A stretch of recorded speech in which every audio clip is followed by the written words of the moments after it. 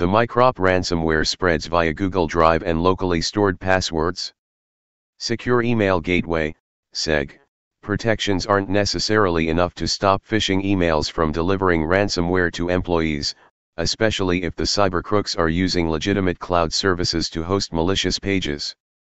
Researchers are raising the alarm over a phishing email kicking off a Halloween-themed Microp ransomware offensive, which they observed making its way to a target's inbox despite its being secured by an SEG.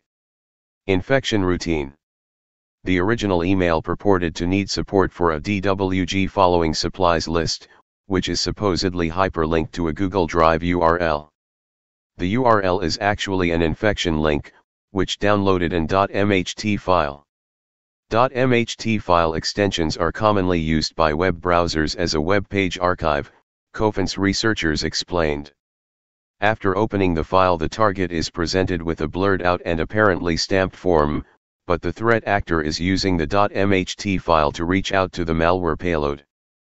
That payload comes in the form of a downloaded .rar file, which in turn contains an .exe file. The executable is a .net loader that uses VBS scripts to drop and run the Microp ransomware in memory, according to the analysis.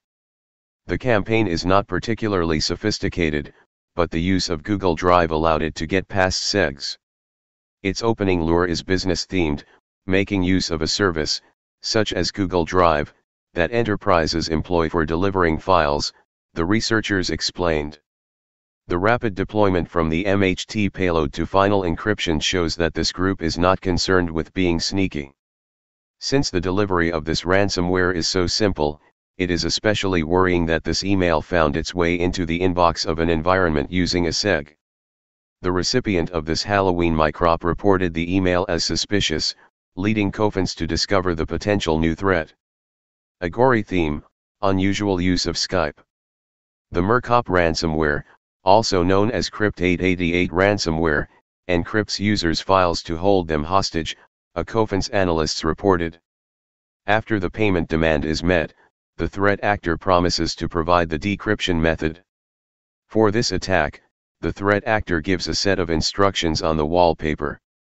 The user is also unable to open any applications besides a few web browsers that can give them access to their email address, which is used to contact the attacker, Cofins researchers wrote in a recent posting. The email address is then used to set up the payment required to gain access to the decrypting tool the threat actor claims will unlock the files and applications. They added, the use of Skype as a medium to negotiate is uncommon, as most organized ransomware gangs have dedicated sites or mobile chat apps. Watch locally stored passwords. The other interesting aspect of this campaign is a malicious file observed by the Cofins team, named pi2.exe. It steals passwords from web browsers including Explorer, Google Chrome, Firefox, and Opera, giving the threat actors both lateral access around the network, as well as an entry point for future attacks. Looking up the SHA-256 hash of this executable on VirusTotal, it can be linked to dozens of malicious executables going back to June of this year, researchers said. This tool indicates that the shift to working outside the office just further exposes business to these kinds of attacks, according to McLean Kafeller, an application security consultant with Envisium, which is why local password management as well as reining in cloud permissions is increasingly imperative, he explained to ThreatPost. Crypt888 seeks horizontal privilege escalation by stealing passwords that users may have saved locally, inevitably to be used in other ways that could wreak havoc on a business, Kafeller said.